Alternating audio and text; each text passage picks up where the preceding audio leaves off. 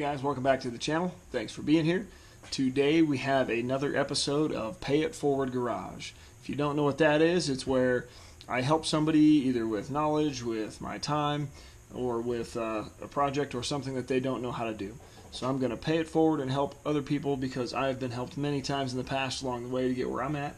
So today we are going to help a gentleman by the name of Joe. Super awesome guy. He reached out to me and asked if I could look at his cold start and his idle on his, he's got a pretty awesome set of Mustangs. Joe's going to send me some pictures. So he's got a black notch that we're going to be working on today. And I guess what happened was he blew a vacuum line a while back, and then the cold start and the idle hasn't been right since. So it's pig rich, and it's all over the place. So we're going to take a look at what might be the issue and go from there. So enjoy the video. Thanks for being here. And if you'd like to be on an episode of Pay It Forward Garage, give me a holler. You know how to get hold of me. All of my information is in the description below, and I'll put it on the screen here too. Hello, this is Brooks. Hey, this is Joe, the one that's been messaging you. Yeah, Joe, how are you? Oh, can't complain, although the weather's kind of crappy out where I'm from, but... Yeah, I just got a notification we've got some severe thunderstorms on the way here too, so... Are you from Colorado then? Yeah, we're right on the Front Range, so we're usually the first to get hit by anything rolling off the mountains. Yeah, no, that's neat though. Expensive living out there, that's for sure though. Yeah, I'm here for my wife. She loves it, and all right, I'm from North Dakota originally, so. Oh, cool. Okay, I'm from South Dakota. Okay, nice. Yeah, small world. But yeah, happy wife, happy life, right? Exactly.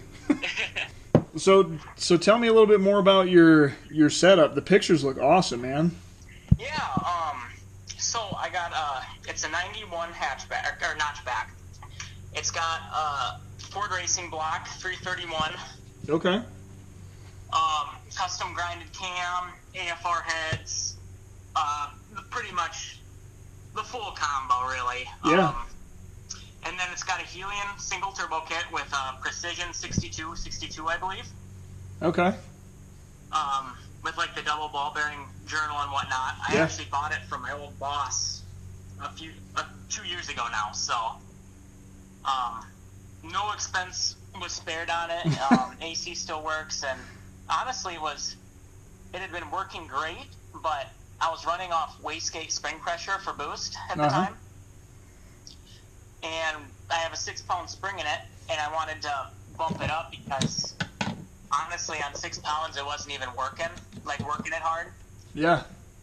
So what I did is I bought like a $120 really nice mechanical boost controller and put that on last fall. And it must have been faulty where the spring inside of it stuck, which I was really surprised because it was it was a high quality one. Yeah. And I over boosted to about 14 pounds of boost, and I immediately, backed off. I wasn't even hitting it hard and whatnot, so nothing was hurt, like mechanically. But other than that, after that, my idle was all messed up.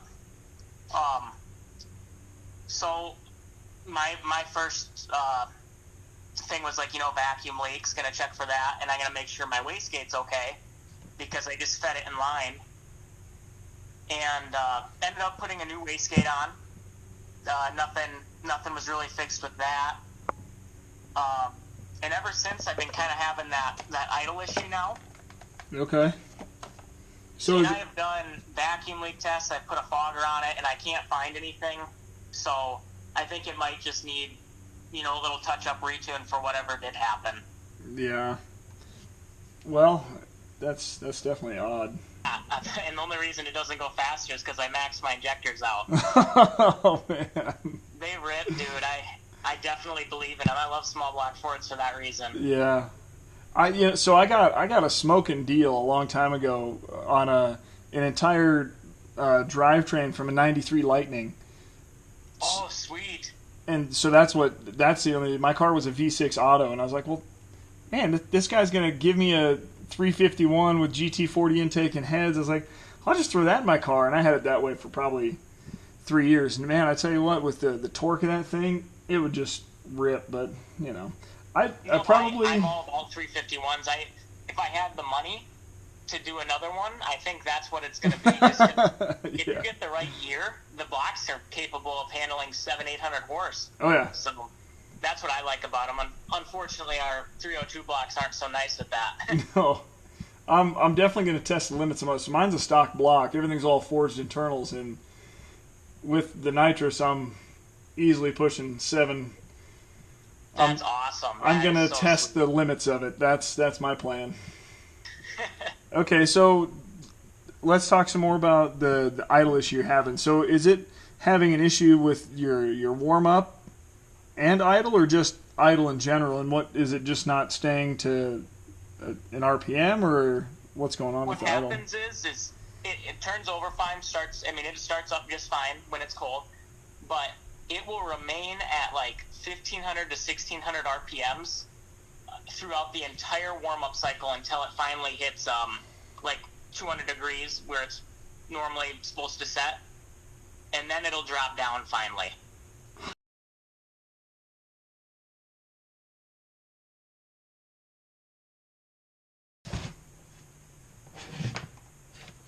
All right, so today is the day. We are going to be working with Joe's car.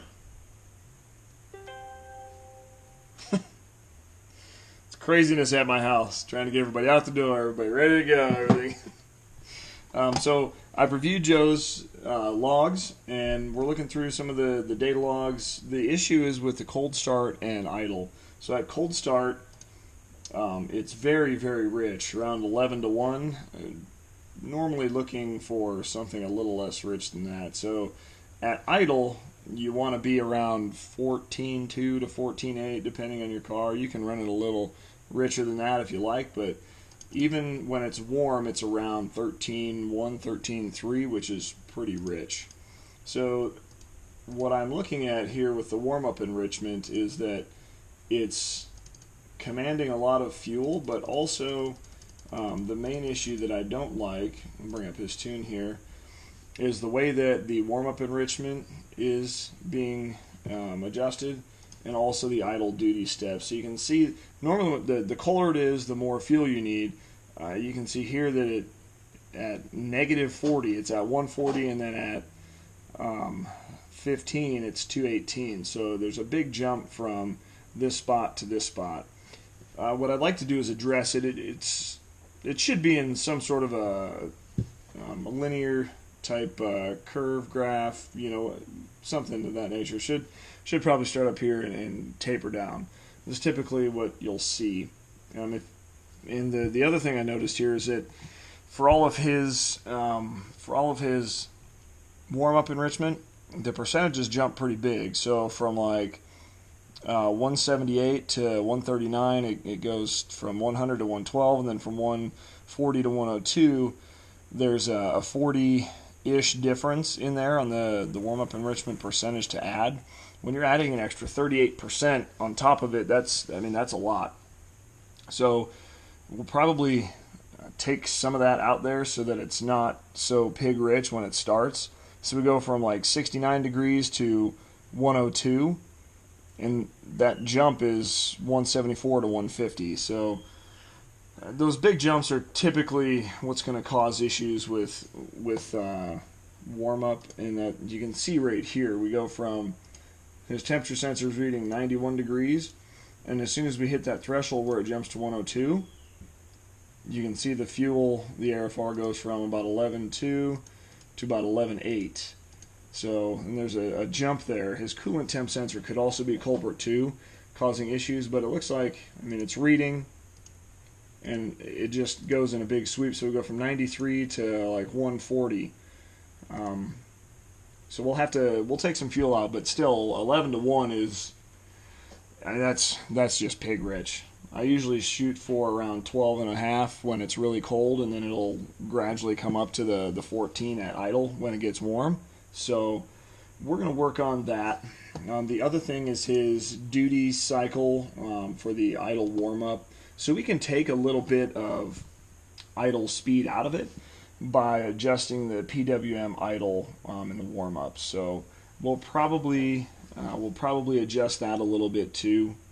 It looks like it's got a little, there's some erratic little humps and jumps right in here. So, but what we're going to do is use TeamViewer. And TeamViewer is going to allow us to remotely log into his computer.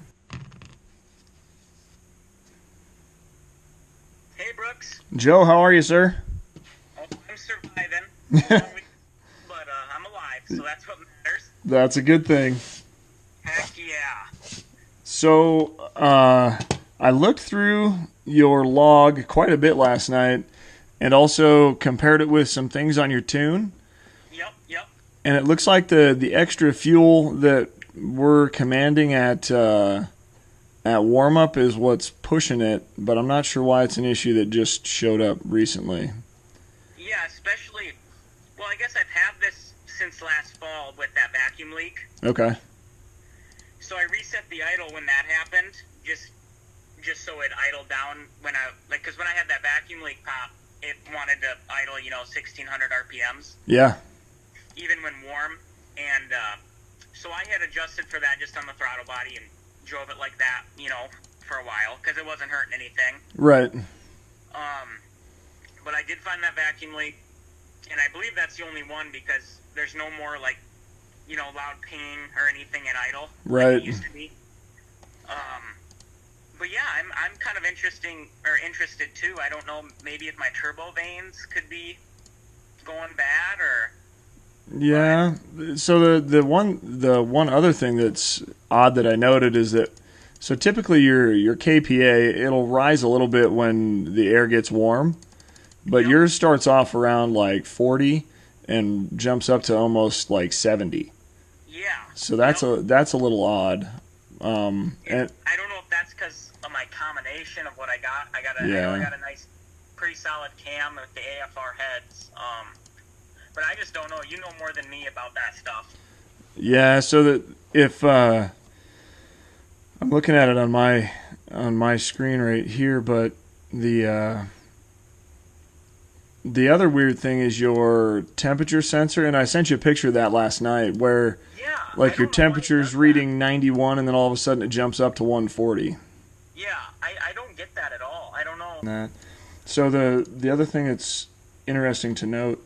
I was looking through the log, when your temperature jumps up like that, it also jumps in the tune on the warm-up enrichment from one spot to another. So when it jumps to 102, that's why it idles down, is because it jumps from a cell that's giving it a ton of fuel to one that's not giving it as much. Gotcha. So I'd really like to get connected to your computer, and I'll show you what I'm talking about. And then we'll adjust some of those parameters and give it a start and see how it goes. You're only in those two cells. You see where you're at right there with the 69.5 to 102. So it's usually giving it an extra degree and a half. That's not a big deal. Mine is set up very similarly. That's just to try to help it warm up faster. Gotcha. Well, I can go ahead and connect the car for you real quick. Yeah, go ahead. Yeah, go ahead and do that. You can go ahead and connect the car. Okay, so under your startup and idle, there's your warm-up duty steps. And then, in addition to that, it's a little laggy on my side. No worries, don't worry. Your warm-up enrichment was the other thing I was looking at. So, if you see this little bump here at the beginning. Yep. So what's odd about that is that you should typically need more fuel when it's colder, but at negative 40 it's giving it less. Yeah, I don't know why that was set up like that. I think it was just, I'll never start the car in that. I think they just left it, which I don't know why, but. What's the typical temperatures you're starting the car in? Because if we can. Go ahead. I only really drive it in the summer, so the lowest I probably would start it is, 30 degrees on a cold morning in the fall. Okay. So what we're going to do is rescale this table a little bit, because these numbers here, if we can increase the resolution, then we can make the warm-up percentage that it gives a lot better. So no, that makes sense. So we'll start.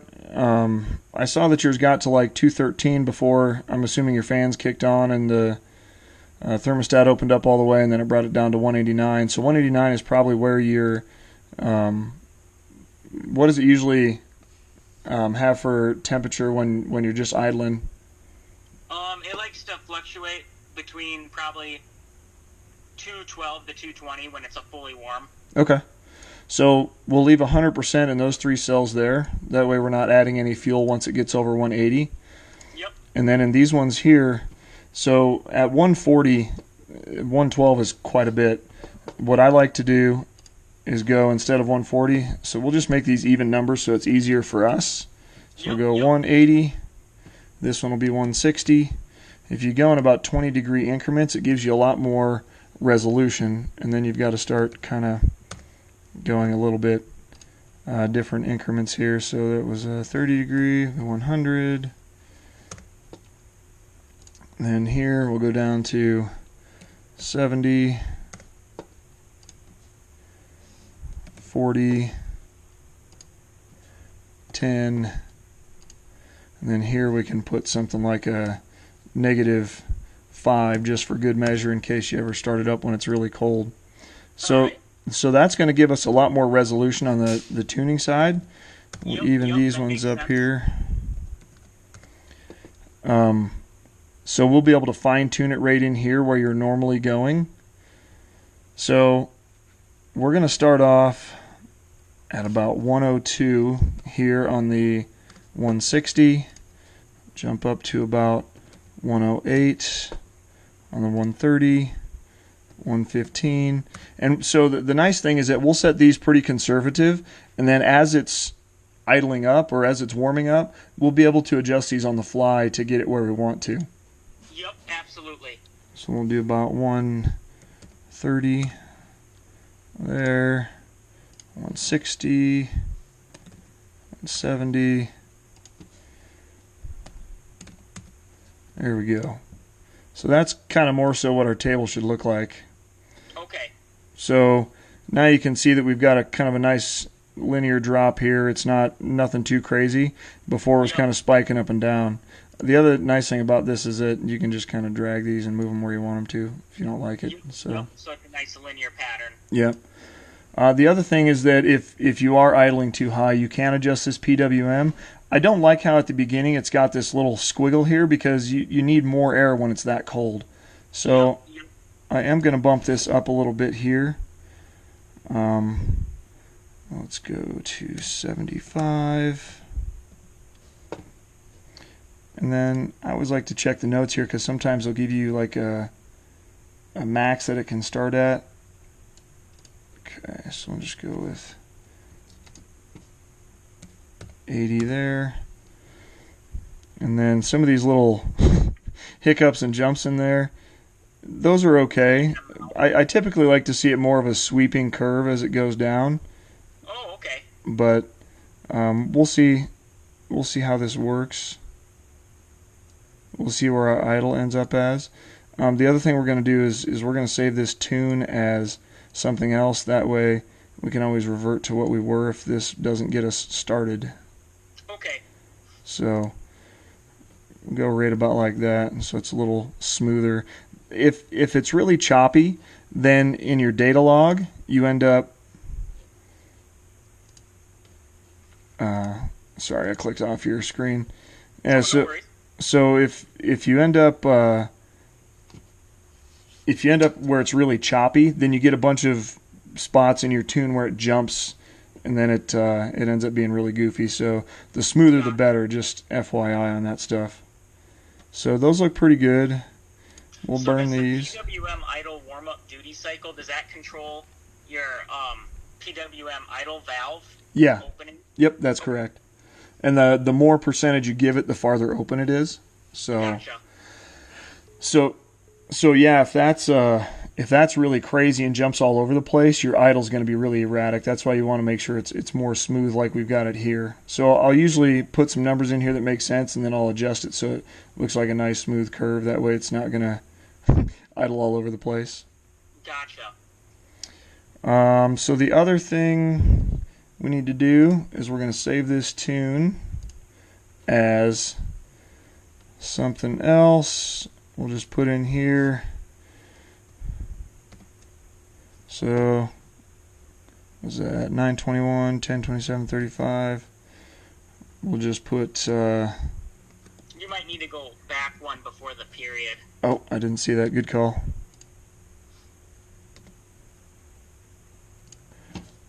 Warm up, adjust.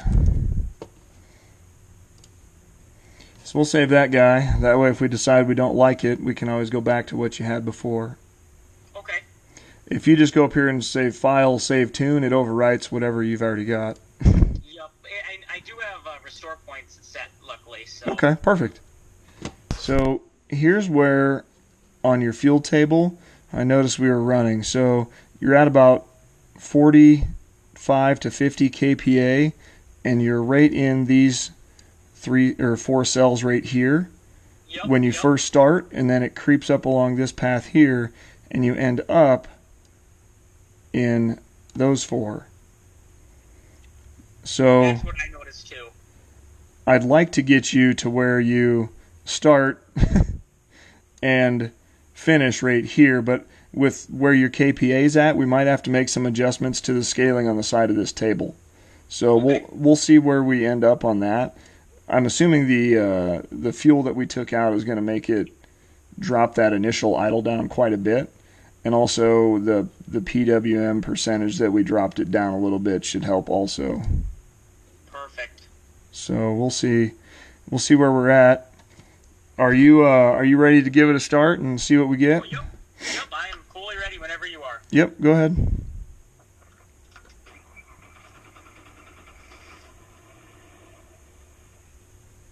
Did it just shut right off? It is up and running. Oh, okay. Awesome. So we'll close those for a second. So we're at 1700 RPMs at 30 degrees. So that tells me that, do you have your AFR gauge set up on the front? Yep, there you go. So we're right around 13. So that tells me that our PWM percentage is probably a little high where we're at. Okay. So we'll go back into our startup and idle.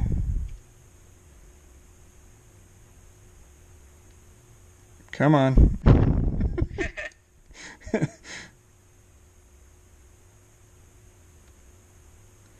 And we'll take a little bit out of here. So we'll go down to 55.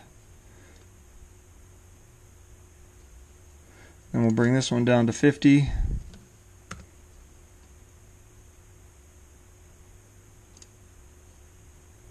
That should drop it down a little.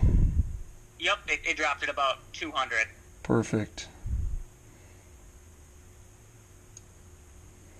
So let's take a little bit more out of there. So we'll drop this down to 50.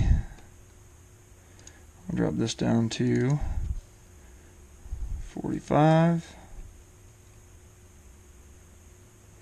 And we'll pull these other ones down a little bit too since we're here. Awesome. Smooth it out a little bit.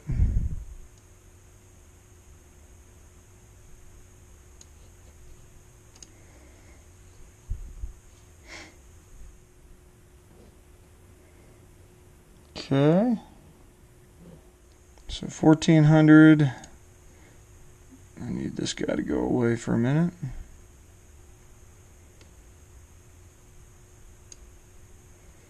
It is really laggy on my end, so sorry if it's... Well, you know, it's probably because I'm on my hotspot out in the shed, so don't worry. You're good. See where your AFR is at. Yep, so we're a little bit on the fat side. So usually when you're first starting here, that's a decent AFR to start with. 11 and 10 is a little on the fat side. I agree, because they couldn't even drive it until it warmed up. Yeah. Yeah. So it looks like the RPMs are staying fairly steady right now where we're at. Yep. How much of a surge is it getting? It's like drops to 1100 and then goes up to 1400. Okay. But now my temp's coming up, so. But before it was going up to about 1500.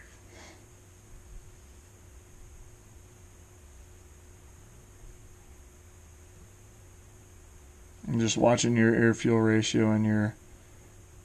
Now I just fully warmed up. Yep, there the thermostat went. The best case scenario, before we go getting too crazy adjusting a whole bunch of stuff, is to get that squared away so that we're not... Okay. What you don't want to run into is trying to tune around mechanical issues, we'll call them like that. So trying to tune around the coolant temp sensor in the wrong spot, it's really hard to to fix that, if that makes sense.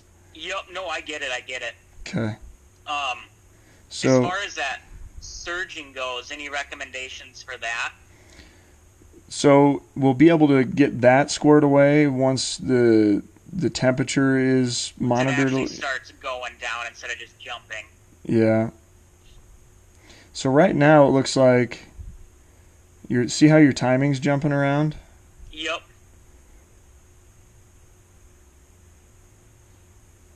So your KPA is staying pretty steady, but let's see our fuel settings here. So it looks like we're right on the edge of a couple of different cells. Yep.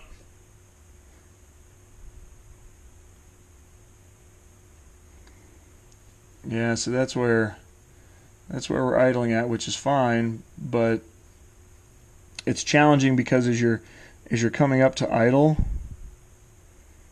yeah, so that little surge is because it's jumping another cell ahead. So that's... Yep, I see that. When it jumps to that other cell, it gets more fuel and then more timing. So that's where I was explaining to you with mine, because I was never idling below 900. Mine was always between 900 and 1200. And I made my low side 900. That way I wasn't jumping all over the place with my cells. So it's just because we're right on that cusp there where it's 900. So one thing we could do is change this one to 1000 or even 950.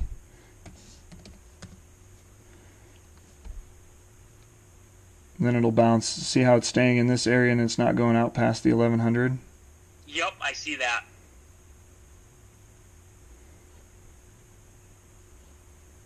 It looks a lot better. It's not jumping quite as much. What is the idle like? Is it still bouncing around, or is it around 800, 900? No, it's actually really solid. With my big cam, it's never gonna just be. That'll get you to where it stops doing that. You can even, if you want more of a buffer, you can adjust that up to 1000 and then bump this to 1200. Would probably be better. We certainly can. And then this guy can be 1200. There we go.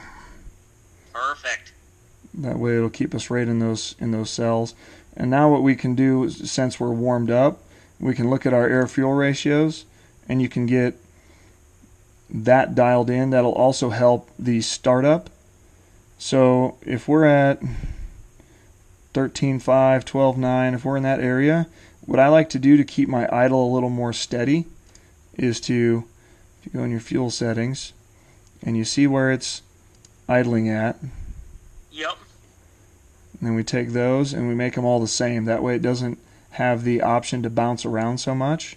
So if we gotcha. do set equal to, we'll just do 32 for now and see where that gets us. So all of those cells are 32, so regardless of where it goes in that range, your air-fuel ratios aren't going to bounce around so much. Yep. No, that makes complete sense. That's idling really smooth. What's your air-fuel ratio looking like right now? We're looking at 13.4, 13.2. Okay. So we're going to drop this down 1. See where that gets us. I'd like to see about 14. Yep. I just I wouldn't want you to get into a situation where you're going to wash down the cylinders and with too much fuel. Over time you can.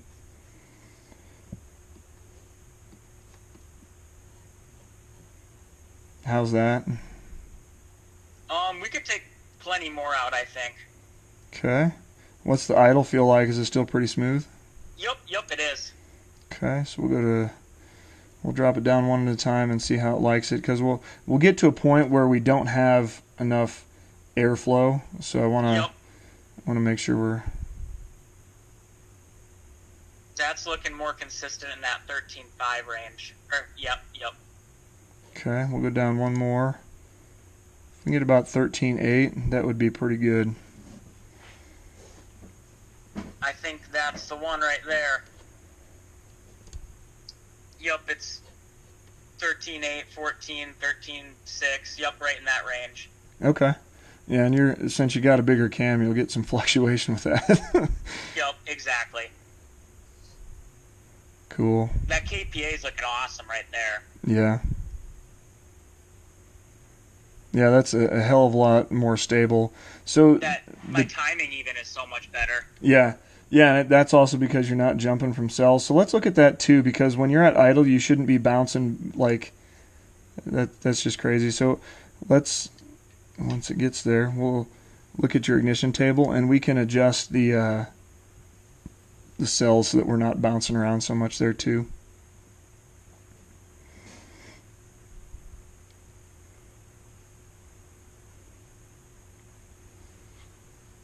What the hell is that all about? Did you see that jump all the way across? Yeah, that's weird.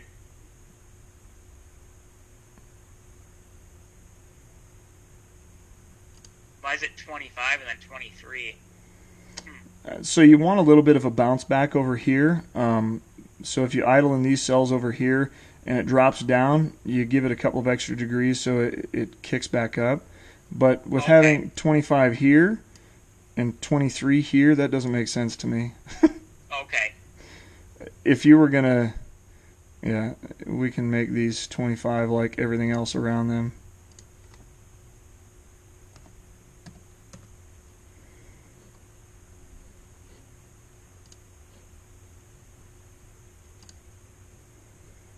Oh, that's smooth. Good. That is so smooth now at idle. Let's go back and look at her. Jumping quite a bit, but... What's that? My advance. Yeah, so it looks like for whatever reason it's jumping into different cells. So you can look at on this, it'll give you a spark calculation summary, and it'll tell you what all is affecting the so these are all of your calculations that it's taking into account for your idle. Gotcha. Or not your idle, sorry, your advance. Rephrase that. So this is everything that it's doing for your advance. You get your spark table 1, that's 25. Your base spark advance.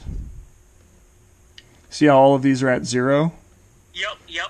And the only thing that's changing is your base spark advance. So that's what's causing the issues. Ah, that's so neat that you can do that. See, that's something like you don't just find online easily, you know? Right. It's the little things like that really help. Yeah, no, I agree. Those so we'll try to find your base spark advance. So I have never used the idle RPM advance timing. I have never had that on. Huh.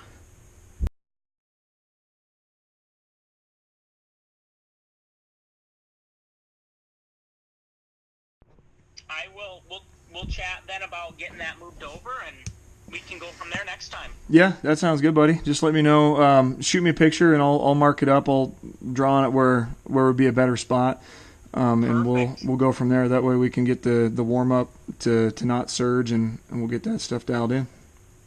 Awesome. No, that sounds great, Brooks. Thank you so much for your time, man. Yeah, heck yeah, man. You bet. Thanks for being here for another episode of Pay It Forward Garage. If you would like to be in an upcoming episode, send me a message. Follow me on Instagram.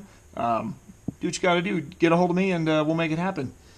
Joe and I are going to reconvene at another later date and time. We're going to get some of the warm up enrichment squared away. If you followed enough through the video, you know that the placement of the coolant temp sensor made it so that our temp was very erratic. It would show big fluctuations, but not the small ones. So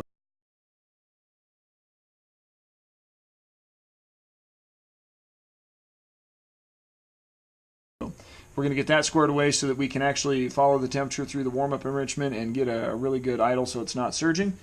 And we will go from there. So thanks again for watching, guys. I hope you have a good day, and I will put my Instagram and my Facebook and all that stuff in the description or on the screen here. See you guys later.